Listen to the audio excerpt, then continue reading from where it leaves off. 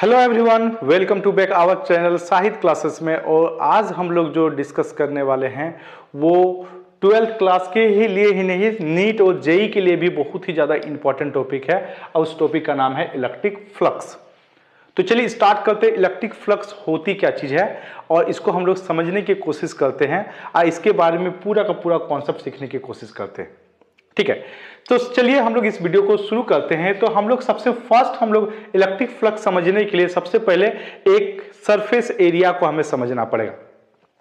Surface area का मतलब जैसे आप कोई पंप से अगर वाटर फ्लो हो रही है तो कोई पंप से अगर वाटर फ्लो है तो कोई पर्टिकुलर एरिया पे आपके फ्लो हो रही है, ठीक है। या अगर सपोज आपके पास आपके घर में अगर विंडो है तो वहां से एयर पास हो रही है तो वो भी आपका एक तरह से कोई सर्टेन एरिया से पास हो रही है। उसी तरीके से अगर हम फ्लक्स का बात करेंगे तो कोई सर्टेन अगर एरिया पे अगर इलेक्ट्रिक फील्ड लाइंस हमने बताया था इलेक्ट्रिक फील्ड लाइंस क्या चीज है, ऑलरेडी पिछले वीडियो में हम लोग ये सारी चीज डिस्कस कर चुके हैं। तो जब इलेक्ट्रिक फील्ड लाइंस कोई सर्टेन एरिया से पास करती है तो इस वाले को हम लोग बोलेंगे फ्लक्स बोलेंगे। क्या बोलेंगे? इसको फ्लक्स बोलेंगे। इलेक्ट्रिक फील्ड लाइंस पास हो रही है तो हम क्या बोलेंगे? इलेक्ट्रिक फ्लक्स हम लोग बोलेंगे। तो जब हमारे पास कोई पर्टिकुलर सरफेस एरिया से अगर इलेक्ट्रिक फील्ड लाइंस अगर पास हो रही है तो उसे हम लोग क्या बोलेंगे? उसको हम लोग इलेक्ट्रिक फ्लक्स बोलेंगे। और इलेक्ट्रिक फ्लक्स को हम लोग फाई से रिप्रेजेंट करते हैं। किसे रिप्रेजेंट करते हैं? फाई से हम लोग रिप्रेजेंट करते हैं। इलेक्ट्रिक फ्लक्स को हम किसे रिप्रेजेंट करेंगे? फाई से रिप्रेजेंट करते हैं। जैसे मैं यहां पे कंसीडर कर रहा हूं कि ये हमारे पास यूनिफॉर्म इलेक्ट्रिक फील्ड है। क्या हमारे पास? यूनिफॉर्म इलेक्ट्रिक फील्ड है हमारे पास। और मैंने यहां पे एक सरफेस एरिया हमने ये बना दिया हुआ है। तो सरफेस एरिया बना दिया तो यहां से ये पास हो रही है, ये आपका पास हो रही है, मैक्सिमम आपके पास हो रही है, ठीक है, मैक्सिमम पास हो रही है। अगर मैं ऐसा कंसीडर करूं, सपोज ये इलेक्ट्रिक फील्ड लाइंस का डायरेक्शन इस तरीके से है और अगर सरफेस एरिया हमारे पास क्या हो रहा है? इस तरीके से है, तो मैक्सिमम आपका इसमें से पास नहीं हो पाएगी, ये वाला मैक्सिमम पास नहीं हो पाएगी। तो फाइनली अगर हम इलेक्ट्रिक फ्लक्स का हम लोग बात करेंगे तो ये इलेक्ट्रिक फील्ड लाइंस और सरफेस एक दूसरे का अगर हमारे पास परपेंडिकुलर केस रहे तो मैक्सिमम हमारे पास ये होगी, ठीक है। लेकिन यहां पे थोड़ा सा हमें डिस्कस करना है, एक वेक्टर के फॉर्मेट में हमें डिस्कस करना है। तो वो क्या चीज होती है उसको हम लोग समझेंगे अभी। तो अगर हमने जैसे ये हमने कोई एक ब्लॉक बना लिया है, एक हमारे पास कोई क्यूब हमने यहां पे कंसीडर किया हुआ, ये सपोज क्यूब है। तो क्यूब है तो इस वाले फेस का, क्योंकि अगर एरिया निकाल लेंगे सरफेस एरिया, तो सरफेस एरिया का जो सरफेस एरिया एक वेक्टर क्वांटिटी होती है और वेक्टर क्वांटिटी तो उसका एक डायरेक्शन होना चाहिए। तो इस वाले सरफेस एरिया का डायरेक्शन किधर हो गया? इधर हो गया। इस वाले सरफेस एरिया है आपका तो इसका डायरेक्शन किधर हो गया? इधर हो गया। ये नीचे वाले का अगर सरफेस एरिया की बात करें तो ऑलवेज क्या होगा? आपके सरफेस के परपेंडिकुलर होगा। इसी तरीके से हम यहां पे बात करेंगे कि ये हमारे पास जो है, ये जो हमारे पास इलेक्ट्रिक फ्लक्स है, ये हमारा जो सरफेस है, तो इलेक्ट्रिक फील्ड लाइंस और सरफेस के बीच में 90 डिग्री होना चाहिए। लेकिन अगर मैं यहां पे बात करूं इसका सरफेस एरिया का जो डायरेक्शन बोलेंगे और इलेक्ट्रिक फील्ड का डायरेक्शन, दोनों एक दूसरे के पैरेलल होगा, मतलब तब जाकर आपका मैक्सिमम इलेक्ट्रिक फ्लक्स होगा। तो हमारे पास फ्लक्स हम लोग क्या बोल सकते हैं? फाई इज इक्वल टू ई और ए हम लोग बोल सकते हैं। किसके लिए? कौन सा केस के लिए? आपका मैक्सिमम केस के लिए हमारे पास है। अब मैं बोलना चाह रहा हूं इलेक्ट्रिक फील्ड है, ये भी आपके पास क्या जा रहा है? इस डायरेक्शन में जा रहा है, ठीक है। ये हो गया तो ये हमारा वेक्टर होता है। चलिए इसको हमने क्या बोला? वेक्टर हमने बोल दिया। और ये भी हमारे पास क्या हो रहा है? आपका सरफेस एरिया, इस वाले का सरफेस एरिया का डायरेक्शन इधर है। अगर मैं ऐसा कंसीडर कर रहा हूं, ऐसा नॉर्मली हमने रखा तो इसका ये भी आपका वेक्टर क्वांटिटी, ठीक है। और जब जैसे हमने डॉट प्रोडक्ट में हमने सीखा हुआ है, क्या होता है कि डॉट प्रोडक्ट किसको बोलते हैं? जब एक वेक्टर और दूसरे वेक्टर का जो कंपोनेंट है क्या किधर जाए? पैरेलल जाए। तो ये क्या जा रही है? पैरेलल जा रही है। पैरेलल जा रही है तो इसका मतलब क्या होगा? इसके बीच में डॉट प्रोडक्ट होगा, ठीक है। अगर इसमें समझने में अगर प्रॉब्लम हो रही है तो चलिए इसको हम लोग दूसरे तरीके से हम लोग इसको समझने की कोशिश करते हैं। जैसे हमने मान लिया कि ये हमारे पास इलेक्ट्रिक फील्ड लाइंस है, ये हमारे पास इलेक्ट्रिक फील्ड लाइंस है, ठीक है। और यहां पे एक हमने इस सरफेस को ऐसा थोड़ा सा एंगल फॉर्मेट में हमने लिया हुआ है, इस तरीके से थोड़ा सा टेढ़ा टाइप का लिया हुआ है, ठीक है। अब इलेक्ट्रिक फील्ड का डायरेक्शन तो हमारे पास ये है, इलेक्ट्रिक फील्ड का डायरेक्शन ऐसा है, ठीक है।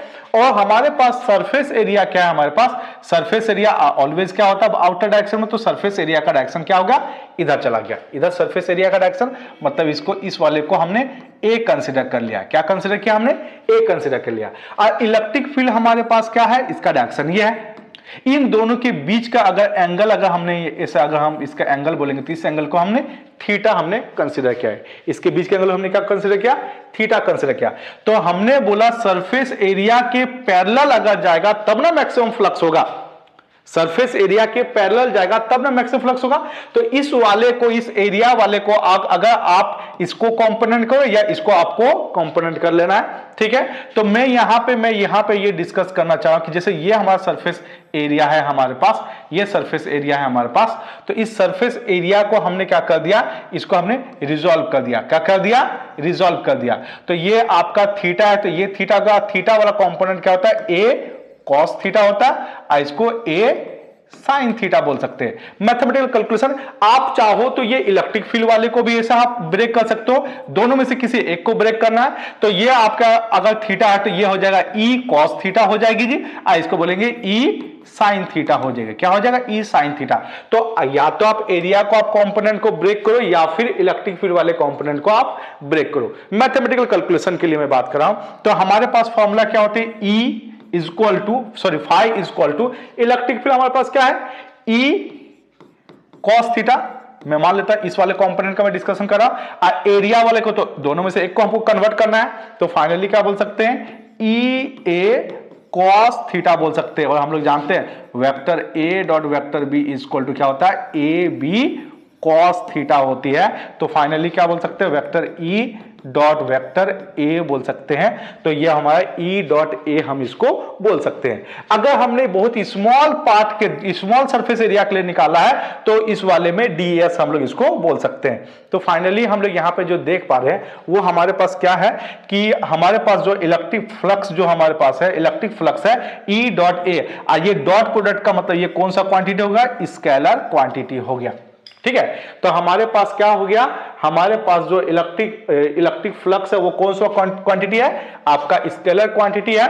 और इलेक्ट्रिक फ्लक्स का अगर मैं यूनिट का अगर मैं बात करना चाहूं तो फाई इक्वल टू क्या होता है, ई ए होते हैं। ई मतलब इलेक्ट्रिक फील्ड का यूनिट क्या होता है, न्यूटन पर कूलम होता है। और एरिया का क्या होता है, मीटर स्क्वायर होता है। तो इसको क्या बोलेंगे, न्यूटन मीटर स्क्वायर पर कूलम हम इसको बोल सकते हैं। तो इसका हम लोग क्या बोल सकते हैं, यूनिट न्यूटन मीटर स्क्वायर पर कूलम बोल सकते हैं। अगर इसका हम लोग डायमेंशन फॉर्मूला निकालना चाहते हैं तो एन, एन का मतलब न्यूटन का होता है, न्यूटन मतलब फोर्स, फोर्स का dimension formula M L T minus 2 होता है। ये लेंथ मीटर है, मीटर का एल स्क्वायर हम लोग बोल सकते हैं। और कूलम का, अगर हम यहाँ पे कूलम का हमने, जैसे हमने पिछले क्लास में भी हम लोग डिस्कस कर चुके हैं, इसका डायमेंशन फॉर्मूला ए टी होता है हमारे पास, ठीक है।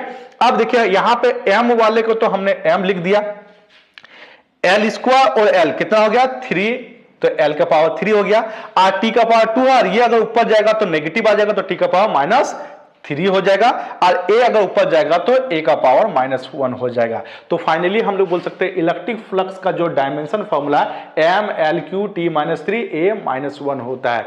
तो इलेक्ट्रिक फ्लक्स क्या चीज होता है, ये कॉन्सेप्ट आई होप आपको समझ में आया होगा। इलेक्ट्रिक फ्लक्स क्या होती है कि जब इलेक्ट्रिक फील्ड लाइंस किसी पर्टिकुलर सरफेस एरिया से पास होती है तो उसे हम लोग क्या बोलेंगे, इलेक्ट्रिक फ्लक्स हम लोग इसको बोलेंगे।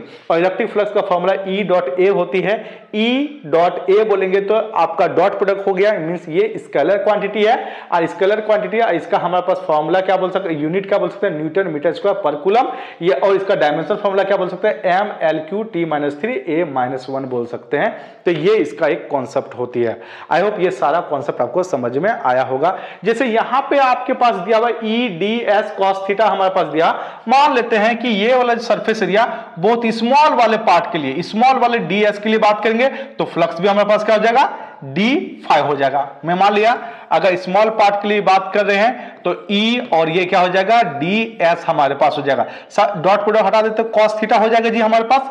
अब ये इंटीग्रेशन अगर हम लगा देते हैं तो फाई इक्वल टू क्या हो जाएगा, E D S cos theta हम लोग बोल सकते हैं। मतलब कि टोटल का फ्लक्स निकालना है तो इसको इंटीग्रेट कर सकते हैं। तो ये फॉर्मूला आपका वहां से आया। बाकी आप जनरली कॉन्सेप्ट इस वाला यूज करके भी आप इसको बना सकते हो। ठीक है। आई होप ये आपका जो इलेक्ट्रिक फ्लक्स का कॉन्सेप्ट आपको समझ में आ रहा होगा।